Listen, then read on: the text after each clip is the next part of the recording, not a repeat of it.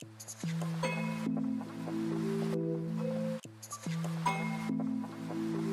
Maxine McIntosh, welcome to Melbourne. Thank you. We sort of turned the weather on for you just to make you feel like you're I know, at home. I don't want to stand up. I brought all my British summer clothes and it's just been cold and raining. So One Health Tech, can you give us the background to what that is and how it came to be? Yeah, so One Health Tech is a networking community that looks to get more women and people from diverse backgrounds working in health innovation. We set it up because we noticed that healthcare is overwhelmingly female. So in the UK, the NHS is in fact 77% female. But then you start to look at the health innovation, health technology areas, i.e. what the future of healthcare is, and there were just no women in those roles. 9% of medtech companies are founded by women, 8% of patents in the UK are filed by women. 22% of professors in the UK in life sciences and health tech are women. And we just realised that actually there are no women in those leadership positions, there are no women in those innovative positions. So it was a bit of a barren wasteland of women innovating at the front line of healthcare. But your background is not traditionally in health, is it? It's more in data science. So I guess I've had a portfolio academic career, I suppose. I started off in neuroscience and pharmacology, and I was pipetting late night in the lab and realising, this is not where the future of healthcare and science is really at. We've got to find new methods, we've got to find new approaches. And I was quite interested in all the big macro problems that are preventing science and science to be translated to the front line. So I did a health economics master's, and then during that I realised, well, we've got all these policy solutions to these health problems, but what can tech do to solve those problems? So I then moved into data science as a way of merging kind of traditional science with macro modelling and kind of big population health approaches. And then I became kind of enamoured with the tech community. So this was like a nice smorgasbord of different disciplines, which is basically what data science is.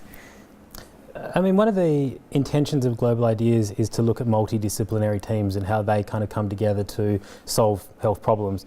Now, I've come from a non-health background myself, but I find that technology as its broad concept is probably one of the better gateways to get people from diverse backgrounds to solve challenges. Do you find that's the case in London, or is that the intention of One Health Tech as well?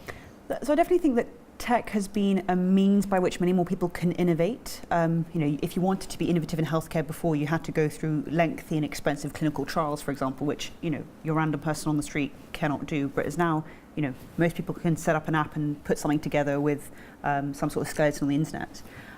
So I think that tech has definitely kind of lowered the barrier or the activation energy needed to innovate in healthcare.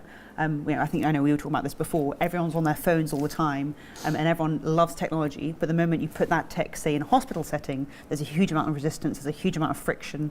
There's a big agenda in the UK about making nurses more digitally literate. Yet they all have smartphones. So there's definitely a kind of incongruity there between the tech we use in our day-to-day and whether we think it's appropriate or effective in a healthcare setting. So what about those young doctors, those young nurses, the people who've grown up with technology but sit in an environment that is very tech illiterate? What advice do you have for those people who are kind of looking to promote change within their health setting? I think a lot of it actually comes down to how doctors and other allied health professionals are being trained. There's a consultant surgeon in the UK who is just making waves in the teaching of healthcare. So he's known as the virtual surgeon because he does a lot of Snapchat surgery, and he's one of the most ebullient, nicest people I've ever met. But he says there's no pride in being able to hold all the information in your head. He said, if my students want to take out their smartphone and they're at the bedside, as long as it doesn't affect their bedside manner, fantastic. And I think that openness from those people more senior who didn't grow up with technology to say, actually, it's okay for healthcare education to change and to make it okay to use technology in a new way, I think that will really bring about a big change, because healthcare is so hierarchical. And so if your consultant surgeon says yes and you're a junior doctor, that's where I think probably the biggest green light. Okay. So if, particularly for the kind of younger audience that we have, if you had one resource or one recommendation to go and really learn about what technology and data can do to enable better health, where would you point people?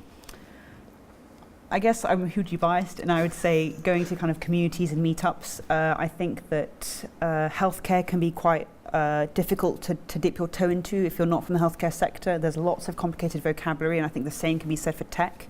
even when I go to sort of deep learning meetups, I find some of the language quite overwhelming. As a result, I think it can be quite isolating and quite difficult to just dip your toe into tech or dip your toe into health. Whereas the meetups, the communities, things like Global Ideas are very egalitarian, they're very non-hierarchical, they're very open, and it's kind of everyone has a voice, everyone has a seat at the table, and I think that's probably the easiest way to sort of ease your way into the world of health tech. So I would definitely go find your local meetup or equivalent. Well, thank you very much for taking the time. All right, thank you very much for inviting me. Cool. All right.